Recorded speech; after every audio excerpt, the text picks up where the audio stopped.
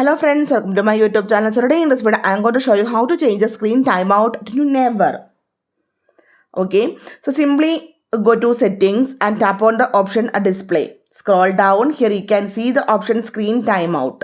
Tap on this one. First you need to select the option 10 minutes. So in this device we can do the screen timeout up to 10 minutes.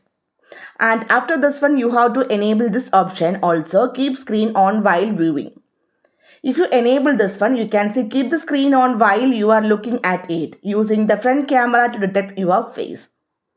And after this one, go to the developer options. So in this device, I already enabled the developer options. If you want to enable the developer option, go to about phone and go to the software information. Tap on 7 times on the build number to enable developer options. Tap on the option developer options. Now scroll down. In this page you can see the option stay awake. Turn on this one. Screen will never sleep while charging also. Okay, so these 3 options you need to enable to change the screen timeout to never. So hope you guys enjoy this video. Thank you for watching. Thank you. Bye bye.